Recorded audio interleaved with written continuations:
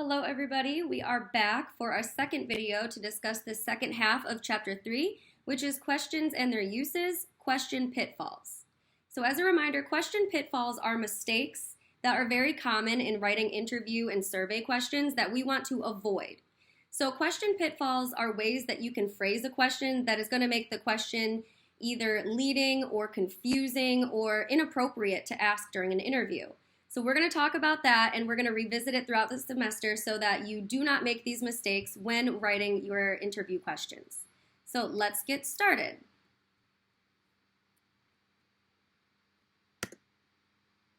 So the first type of question pitfall that we want to talk about is an unintentional bipolar question.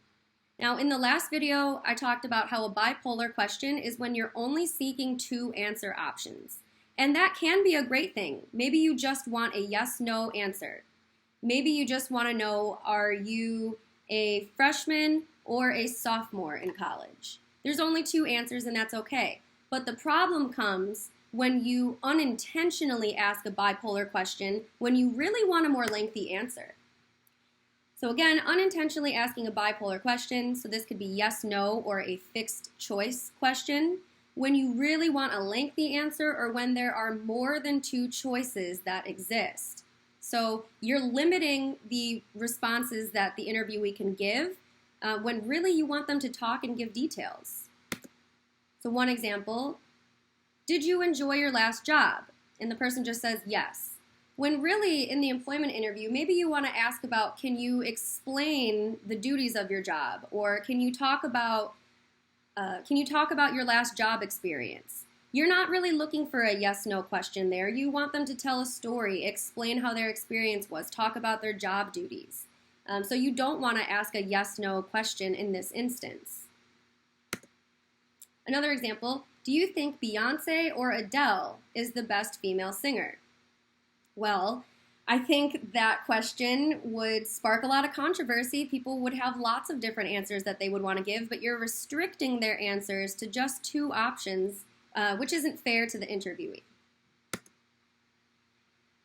So some phrases that begin with bipolar rather than an open question would be do you, did you, are you, have you, will you, were you, can you, would you, is there, and was it? So all of these questions are going to give you a yes/no answer, and we want to try to avoid that as much as possible. You don't want people to just give one quick little answer to your question. You want them to open up, to tell a story, to give examples, to give details. So instead, you want to open your questions in the beginning with words like what, why, how, explain, and tell me about. So when you start your question with these phrases and words, you're creating an open question. You're asking them to give more details, to elaborate. And that's what we want when we are creating open interview questions. Now, the next type of question pitfall would be the yes/no question. So this occurs when you ask a question that has only one obvious answer. These questions waste time by asking the obvious. So in other words, you don't need to ask these questions at all. It can also come off as a little bit rude, and I'll give you some examples. So one example, do you really want this job? Well, if you're sitting down for an interview, of course you really want the job. So it doesn't even need to be asked. It's implied that by the person coming to the interview and sitting down, of course they want the job. Another example, did you enjoy jail? Well, who the heck is going to say, yes, I loved my time in jail? You already know what the answer is. You don't even need to waste time asking, and this is why sometimes it can appear a little bit disrespectful. So the next type of question pitfall is the tell me everything question. So this occurs when you ask an extremely open question with no limits or guidelines, and it can be very hard for someone to answer that type of question because they don't know what information specifically you're looking for. So tell me about yourself. This can be tricky. If you're asked this in an employment interview, you should know that they don't want to know really about your hobbies and what you like to eat.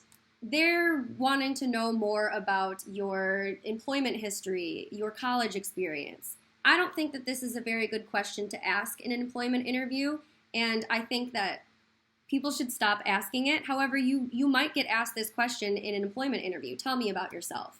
So just know if you are asked that, you will need to narrow your answer down based on professional information that you know that they're looking for.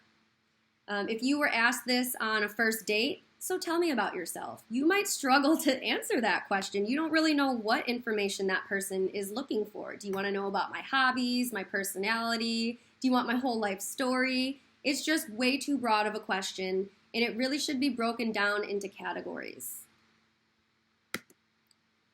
So another example is, how is school going?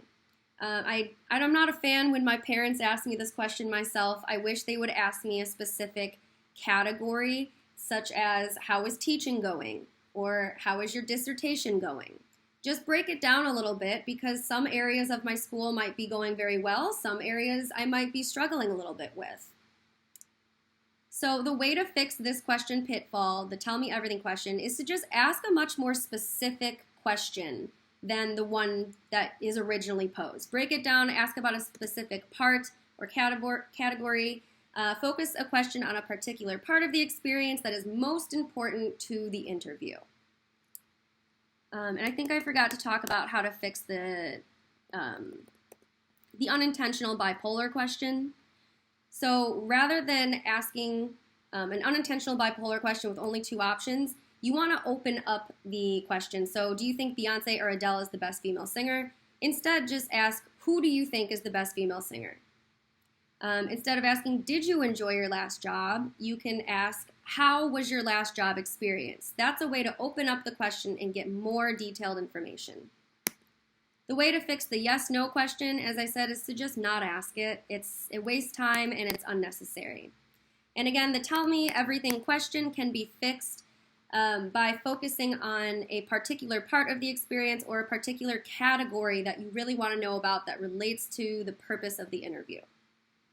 So instead of how is school going, asking more particularly, how are your classes going? Okay, next, the question pitfall, open to closed questions. This happens when you ask an open question in the beginning and then switch to a closed question, which is often a bipolar question at the end. So, an example, tell me about your communication style. Do you handle conflict well? You can see that they started with a nice, beautiful, open question in the beginning. Tell me about your communication style. And then they narrow it down at the end. Do you handle conflict well? So this can be a little confusing. I'm not sure which part of the question you want me to talk about. And you've narrowed it down to a yes-no question at the end. Do you handle conflict well, yes or no? We don't want that. We really want to know about the communication style in the beginning. And that was a nice open question at the start. It should have just stopped there. Another example, what do you like to do on the weekends? Are you a big partier? So again, you have a nice open question in the beginning, and then you narrow it down unnecessarily to, are you a big partier, at the end. So this can be avoided by preparing well in advance and thinking through each question carefully before asking it. You never want to ask these closed questions. You want to start each question as an open question. So the way to fix these questions is to just chop off that second half. So the questions would be much better if it was just, tell me about your communication style and what do you like to do on the weekends? That way they're open and the interviewee can respond however they want.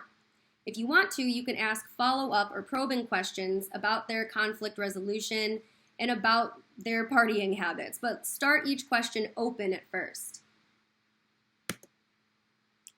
Now, the next type of question pitfall is one of the most common, and it's the double-barreled question. This occurs when you ask a question with two different parts or topics. So you're asking one question, but it's really seeking two different pieces of information, which can be very difficult for someone to answer. So an example, do you think social media companies should crack down on fake news and nude images on their platforms? Well, you're really asking about two different things here. Someone might think that they should crack down on fake news, but not fake images or nude images, and vice versa. So you really want to split those into two different questions and ask about them separately. Another example, how satisfied are you with your pay and job conditions? Again, you're really asking two different questions, and you need to split them into two different questions, or ask one as a follow-up question. So you want to ask, how satisfied are you with your pay? You get your answer, and then you ask another question. Okay, now how satisfied are you with your job conditions? Each item of the question needs to be treated distinctly and separately. Okay, another type of question pitfall is the guessing question. So this happens when you try to guess the information that they're going to give instead of asking for it. So you kind of imply their answer and put it right into the question. So, did you break up because he cheated on you? Did you get in a fight? You're sort of putting words in this person's mouth as to why the breakup occurred. Instead, you should just ask, why did you break up? And let the person give you the answer that they're going to give you. Another example. When you have a lot on your plate, do you crack under pressure? So you're already guessing or suggesting what they might do when they have a lot on their plate. You don't want to do that. You want to just ask, how do you react when you have a lot on your plate? Or how do you react under pressure? So just ask an open question at first, or you can ask an informational probe afterwards instead. So if you're asking, why did you break up? They give you a little bit of information. Then as a follow-up or a probe, you might ask, did you get in a fight after that? But you don't want to pack both of those into one. You don't want to guess what their answer is going to be before they give it. Now, some other question pitfalls that we'll discuss that are a little less common. Number one would be the curious question. So this is asking an irrelevant question merely out of curiosity. So this could be related to age, marital status, their income, religious beliefs, etc. Anything that truly has no relevancy to the purpose of the interview. And in an employment interview, these questions some of them are actually illegal to ask about. We'll talk more about that in a future chapter. But it's questions that really would just scratch your curiosity and serve no other purpose. You just don't ask these questions. Next is the too high or too low question. So this is the question that fails to account for the interviewee's knowledge or experience. So this would be like asking a neurosurgeon, are you aware of what the prefrontal cortex does? Well, of course the doctor knows what the prefrontal cortex does. They've studied it their whole life. So it's almost insulting to ask a question that is so below their level of expertise.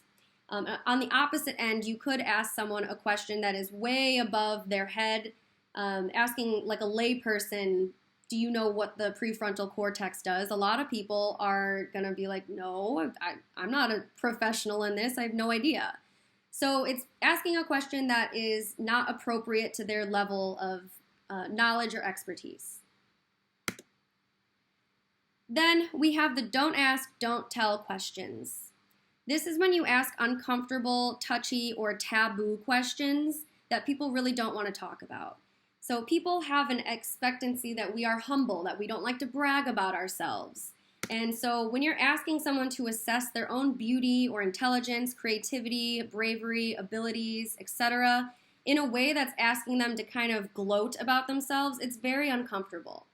So that would be like asking somebody, it seems like you're the most creative person in the class. Can you tell me a little bit about that? You've kind of put them on the spot a little bit to brag about themselves, and people really don't like to do that.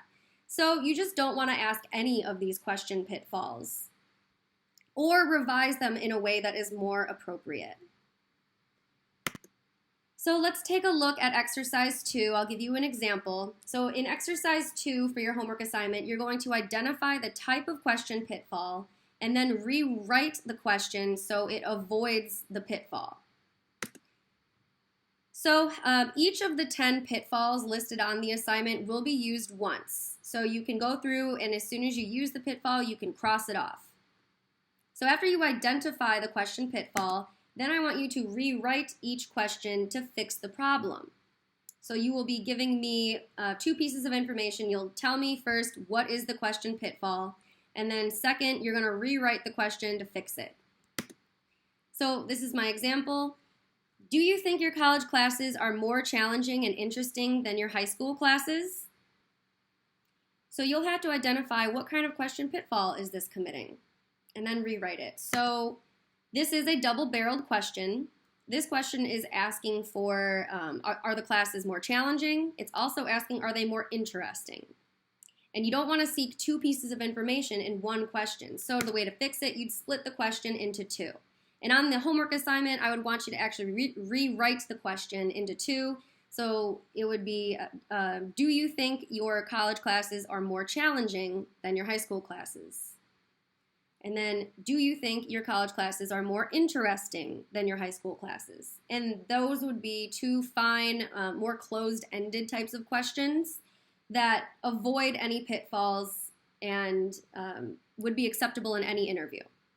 So you will do this activity for all of the 10 questions listed in exercise 2. And then once you are complete with the worksheet, you will submit that back to me on Canvas. So that is the end of these 2 lecture videos, and I hope everybody has a brilliant rest of your week. Bye-bye.